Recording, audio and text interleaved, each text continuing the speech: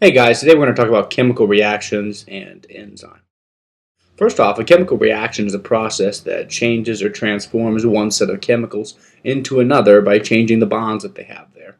A key important element for you to understand is that in chemical reactions, elements are not destroyed. We don't lose elements, they simply switch where they're at.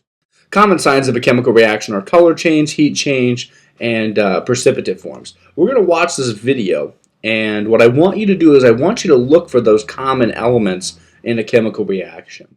This is a very common reaction that is used as a demonstration, and it's a video I pulled off YouTube that I think does a good job of showing it.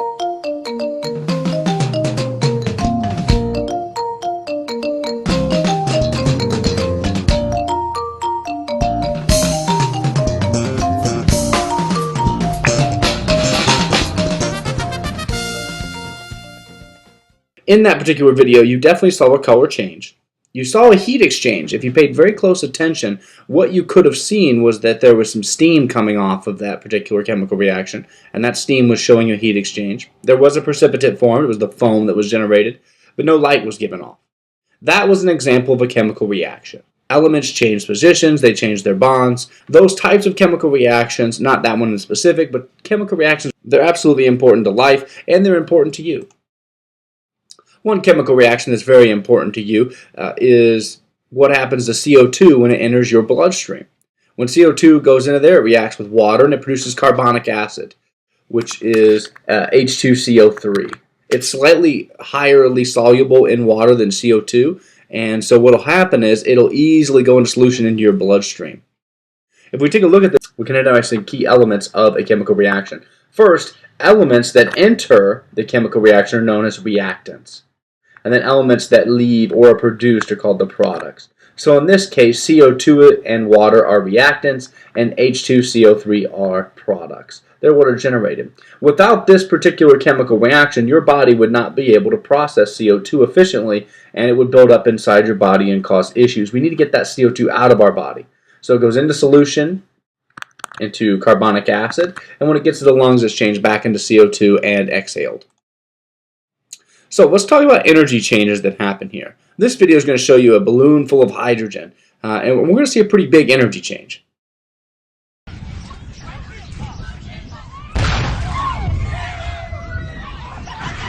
So in the slow motion view, you can actually see it explode. What you're seeing there is hydrogen reacting with water. So we have that hydrogen gas that's stuck inside of the balloon. It's going to react with the oxygen that's in the atmosphere, and ironically it forms water. But you could definitely tell the energy change there. If we watch it one more time, you'll see that once the fire gets to the balloon, it gives enough energy to set that off, and there's definitely an energy exchange there. Definitely an energy exchange there. And what is generated is water. Activation energy is very important too. Reactions because even spontaneous reactions like the one we just saw will not happen without some input of energy. That balloon was full of hydrogen, which is flammable, but it was never going to catch on fire unless it had energy to start out with. There are two main types of reactions, energy releasing reactions like the one we just saw. These are often called spontaneous or exothermic. As you can see, the energy level on this side here shows you low energy to high energy. We're going to start off right in the middle, and we have this barrier, this big hump, this activation energy barrier. Once we get over that barrier to this point, it's all downhill. We release that energy in the form of our video, it was that fire. You notice that our products are much lower in energy than our reactants are. And energy absorbing reactions, they're exactly the opposite. They're going to take in energy. You'll notice our reactants start out very low energy. And then we have this huge activation barrier, this activation energy that's in the way. Once we crest that particular activation energy, again, it's downhill, we form the products. But you notice that the products here are much higher energy than what our reactants were. These energy absorbing reactions are often called endothermic, and they are non-spontaneous.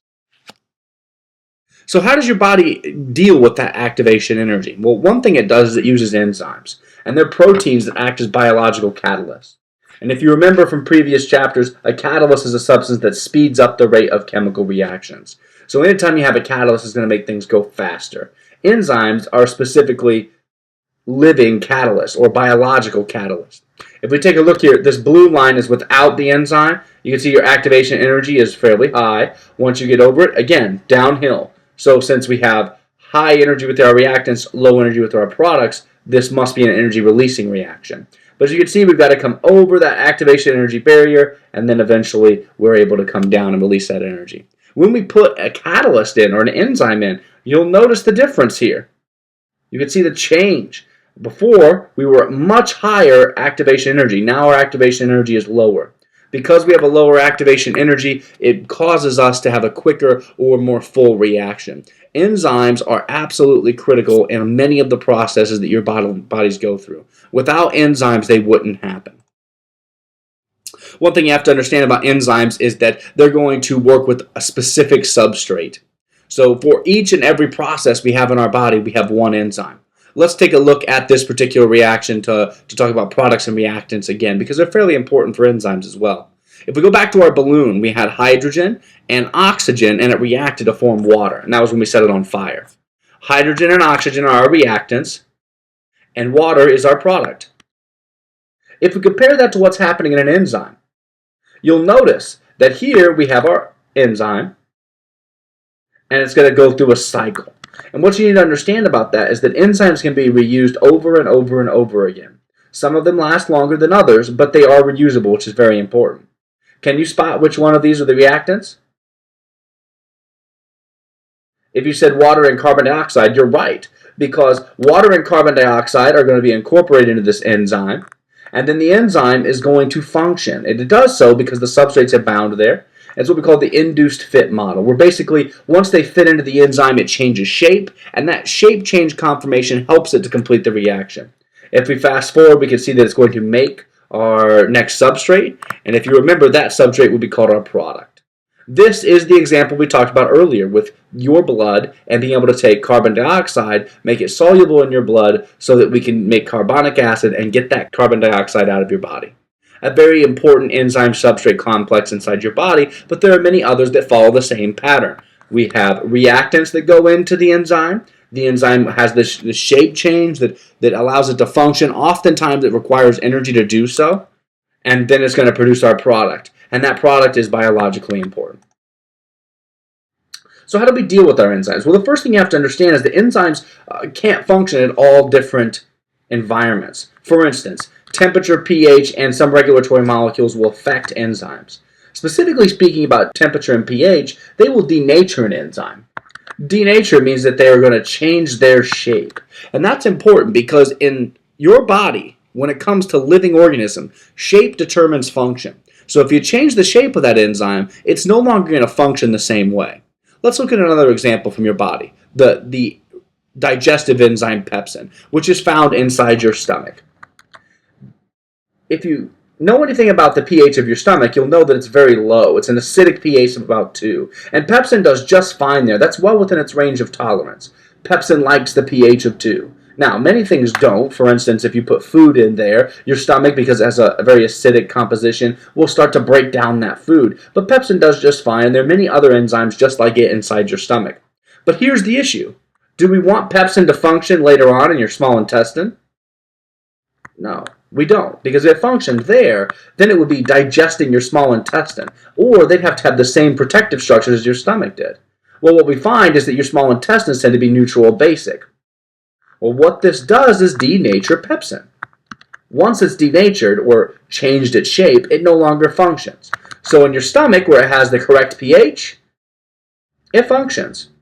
In your small intestines, where it's been removed to a different pH, it no longer functions. The same thing happens with temperature. There are many enzymes that function in your body but would not function at lower temperatures. That's one of the reasons that your body tries to increase its temperature when it's got an infection. It's hoping that by upping the temperature, it can denature some of the proteins that those microorganisms have. It's trying to rev up your body's defenses. You probably don't know anyone who's went blind because of a fever, because nowadays we have readily access to medicine. But it used to be, a century or so ago, when there wasn't this access to medicine, that if a person had a high enough fever, they could end up going blind.